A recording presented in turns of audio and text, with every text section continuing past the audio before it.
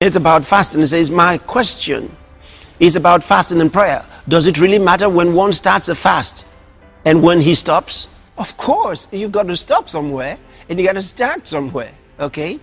You decide. You decide where you want to start and when you want to stop. For example, when the Bible says that Moses fasted for 40 days, okay, and 40 nights, the count had to start from somewhere. And it had to end somewhere. Jesus fasted, and it tells us how he fasted, how many days he fasted. It had to start from somewhere and end somewhere. So there's got to be a start and a stop. And it says, also, is it okay for someone whose throat is dry during a fast to drink water, in as much as it doesn't contain any meal substance in it? Well, there are different kinds of fasts. There are fasts where you don't want to drink anything, you don't want to eat anything. That's up to you and how the Spirit of God leads you at that particular point in time. The fast where you want to drink water. There are other kinds of fasts. I mean, you can be fasting and you don't want to see anybody, okay? And you can be fasting and you go to work. For example, Jesus talked about that. He said, when you fast, he says, dress up nicely, don't appear to men to fast. That means you're still among people. He says, don't show that you're fasting. That means you came out. That means you went to work.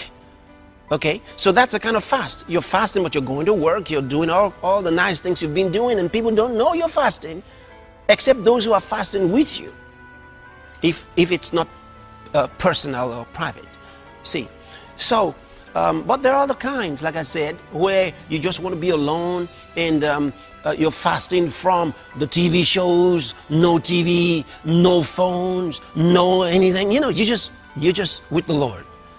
You see. Now, these are different kinds of fasts. And you are the one to determine what kind of fast you want to have, depending on what you're after. Why are you fasting?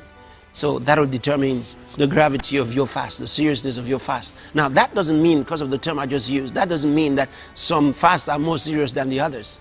No, I said it depends on what you want to do and how your faith really works. Because sometimes you fast in a certain way and your faith is not, it doesn't get polished. You know, you feel like you got to do more. See? And sometimes you do a little and you think, wow, this is good. I got what I wanted. So it's really personal. It's really personal. And then, of course, when a group decides to do something together, then you better be a part of it. For example, if in your cell meeting or in your fellowship or in your church, they say, we're going to fast from sun up till sundown. Well, fast exactly as they said. If they say, we're going to fast from the early hours of the morning until 1 p.m., do it like they said, because it's a group. There's an agreement together to do it. See? All right. Now, in such a case, if it's not specific, and they say, we're going to fast, and it's not specific, and you say, can I drink water? Hey, between the early hours of the morning and 4 p.m. in the evening, you wouldn't die if you don't drink water. So if your throat is dry and you take a drink, soon you say your stomach is dry and you want to put some, you know, you're going to do some more. And before long, who knows what you're going to be doing? You destroy the whole fast. So you won't die if you take that little fast. It won't do anything. So a lot of times there are short fasts, and I